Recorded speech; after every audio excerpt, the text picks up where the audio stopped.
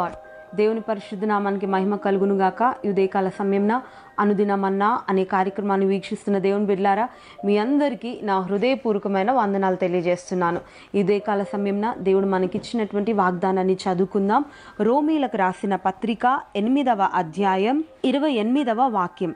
దేవుని ప్రేమించు వారికి అనగా ఆయన సంకల్పం చొప్పున పిలువబడిన వారికి మేలు కలుగుటకై సమస్తమును సమకూడి జరుగుచున్నవని ఎరుగుదుము.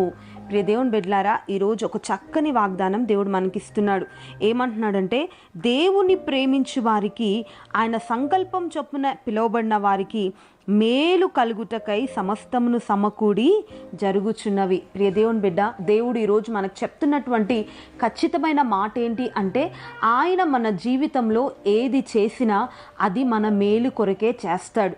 ప్రియ దేవుని బిడ్డలారా, ఆయన ఏమంటున్నాడంటే, దేవుని ప్రేమించు వారికి, ఆయన సంకల్పం చొప్పున పిలువబడిన వారికి. ప్రియ దేవుని బిడ్డ, ఈరోజు నీవు నేను మనము దేవుని చేత పిలువబడిన వారము. ఆయన సంకల్పంలో మనమందరం కూడా జగత్ పునాది వేయబడక ముందే ఒక ఏర్పాట్లో ఉన్నవారము. అందుకనే ఈ గొప్ప రక్షణ భాగ్యాన్ని దేవుడు మనకి ఇచ్చాడు. ప్రియ దేవుని బిడ్డ, ఈరోజు మరి దేవుణ్ణి ప్రేమించే అనుభవంలో నీవు ఉన్నట్లయితే, దేవుడు చిత్త ప్రకారంగా జీవించే అనుభవంలో నువ్వు ఉన్నట్లయితే, ఆయన ఏమంటున్నాడంటే, దేవుని ప్రేమించు వారికి ఆయన ఏది చేసినా మేలే చేస్తాను అని చెప్తున్నాడు. ప్రియ దేవుని బిడ్డ, కొన్నిసార్లు మన పరిస్థితులు మనకు వ్యతిరేకంగా మార్చబడినప్పుడు, కొన్నిసార్లు మన పరిస్థితులు మన అదుపులో అవి అవుట్ ఆఫ్ కంట్రోల్ వెళ్ళిపోయినప్పుడు, ప్రియ దేవుని బిడ్డ, మనము దిగులు పడతా ఉంటాం. ఏంటి ఇది?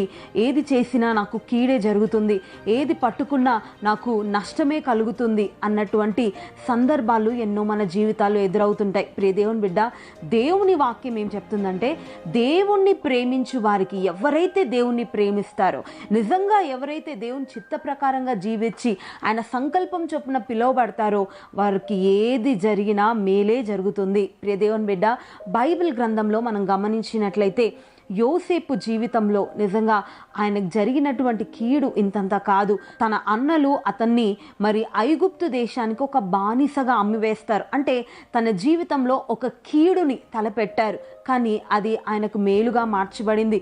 నిజంగా ఫరో యొక్క భార్య మరి అతని మీద వేసిన నిందలు, మరి అతన్ని చెరసాల్లో వేయబడ్డం, ఇదంతా కూడా ఆయనకు కీడు అని ప్రజలు ఆయన కీడు చేయాలని ఆలోచిస్తే అది అతని జీవితంలో మేలుగా మార్చబడింది.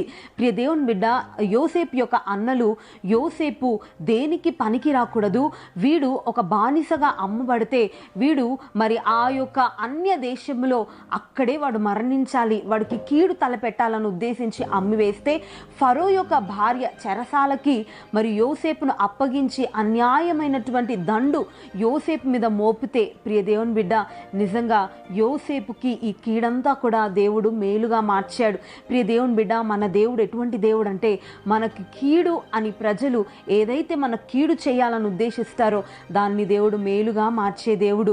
ప్రియ దేవుని బిడ్డ, ఈరోజు నువ్వు ఎదుర్కొంటున్నటువంటి కన్నీరు, నువ్వు ఎదుర్కొంటున్నటువంటి దుఃఖం, నువ్వు ఎదుర్కొంటున్నటువంటి కష్టం, నువ్వు ఎదుర్కొంటున్నటువంటి పోరాటం, నీ మీదకి ఎదురవుతున్నటువంటి ప్రతి సమస్య, దేవుడు ఆ సమస్యలన్నిట్లో నీకు మేలు చేయడానికే దేవుడు సిద్ధంగా ఉన్నాడు. ప్రియ దేవుని బిడ్డ, ఈరోజు నీ సమస్య నిన్ను ముంచేసే పరిస్థితిలో నిన్ను తీసుకొని వెళ్ళిపోయిండొచ్చు. ఈరోజు నువ్వు ఎదుర్కొంటున్నటువంటి ఇబ్బంది, ఇంకా నీ పరిస్థితి అయిపోయింది అన్నటువంటి స్థితిలోనికి నిన్ను దిగజార్చుండొచ్చు. ప్రియ దేవుని బిడ్డ, నువ్వు దిగులు పడకు. ఏది జరిగినా మన దేవుడు దాన్ని మేలు కొరకే చేస్తాడు. ఒకవేళ అది నీకు కీడుగా అనిపించిన, ప్రియ దేవుని బిడ్డ, ఉదయకాల సమయం నా ధైర్యం తెచ్చుకో. మన దేవుడు నీ కీడంతటిని కూడా మేలుగా మార్చే దేవుడు. నువ్వు విశ్వసించినట్లయితే నిజంగా నువ్వు ఎదుర్కొంటున్నటువంటి ప్రతి కీడు, ప్రతి క్లిష్ట పరిస్థితి, ప్రతి అవమానం, ప్రతి కన్నీరు, ప్రతి ఆవేదన, ప్రతి అవరోధం ఈరోజు దేవుడు మేలుగా మార్చిపోతున్నాడు. ప్రియ దేవుని బిడ్డ, నమ్మినట్లయితే నీ జీవితంలో గొప్ప కార్యాన్ని నువ్వు చూడబోతున్నావు. ప్రియ దేవుని బిడ్డ, నీ మీదికి కీడు తలపెట్టడానికి నీ బంధువులు, నీ స్నేహితులు, నీ కుటుంబ సభ్యులే నీకు విరోధంగా నిలబడ్డారా? ప్రియ దేవుని బిడ్డ, నువ్వు భయపడకు. నీ ఉద్యోగ స్థలంలో, నీ వ్యాపార స్థలంలో ఇదిగో నీకు కీడు తలపెట్టడానికి మనుష్యులు నీ వ్యతిరేకంగా నిలబడ్డారా, నువ్వు భయపడకు ప్రియ దేవుని బిడ్డ, అవన్నీ కూడా నీకు మేలుగా మార్చబడబోతున్నాయి. అంటే నువ్వు చెయ్యని కార్యాలు నీ మీద మరి నిందలుగా మోపబడ్డాయా ప్రియ దేవుని బిడ్డ, నువ్వు దిగులు చెందకు, అవన్నీ కూడా ఒకరోజు నీకు మేలుగా మార్చబడబోతున్నాయి. ఏ స్థలంలో నువ్వు కన్నీరు విడిచావో, ఏ స్థలంలో నువ్వు నింద పాలయ్యావో, ఏ స్థలంలో నువ్వు తలదించుకునే పరిస్థితి నీకు వచ్చిందో, అదే స్థలంలో మరలా దేవుడు నిన్ను లేవనెత్తి నీకు మేలుగా ప్రతి పరిస్థితిని ఆయన మార్చిపోతున్నాడు.